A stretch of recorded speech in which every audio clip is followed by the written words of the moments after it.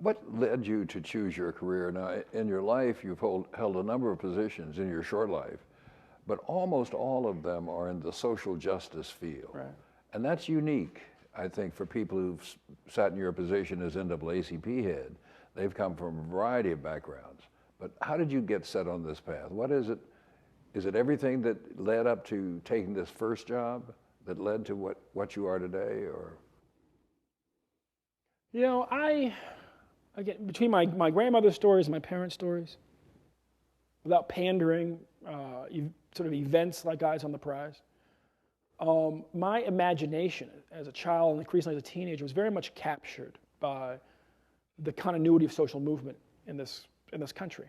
And again, being born just before the bicentennial, a lot of my childhood stories were like my father talking about kind of in the oral tradition of his family, talking about what the American Revolution meant to the people who participated in it. And his family had been also leaders in the women's suffrage movement, and had both been witch burners and founders of the Unitarian Church. You know what I'm saying? So two ends of American Christianity, right? And so both from his stories and from my grandmother's stories, it literally went from slavery through Reconstruction, through Jim Crow, and right up to the present moment. There was just a notion that there was nothing more noble than a person could do than to help finish the American experiment and really create a pluralistic democracy that worked for everybody. There was also, especially my grandmother's stories and my mom's kind of spirituality and some of the conversations with Bill Starr, a notion that we were surrounded at any given moment by our ancestors, that there was a indebtedness that wasn't simply whatever you chose, however you chose to perceive it, but that there were actually, if you will, spirits that were judging you.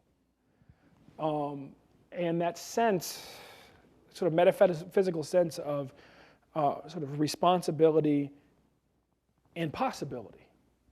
That on the one hand, you had to continue the work that generations had started, and on the other hand, that great changes were possible.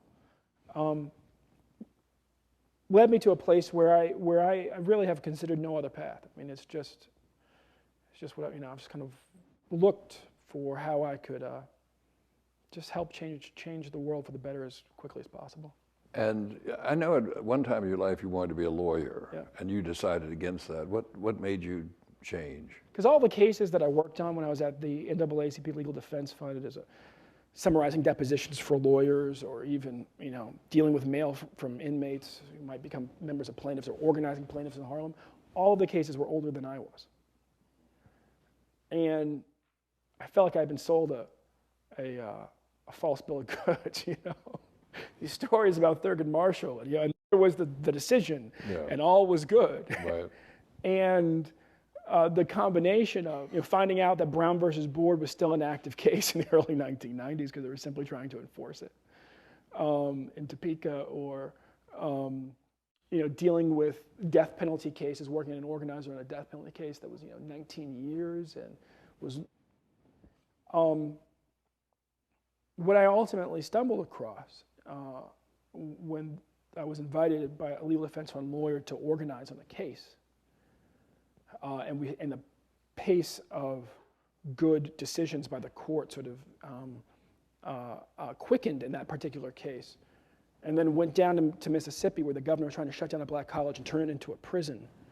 And we were able to keep the school open, and the lawyer very much credited how we had changed public opinion, was that we could impact the court of public opinion much more directly, much more quickly, and could often hasten the pace of change in the court, if not change the course entirely.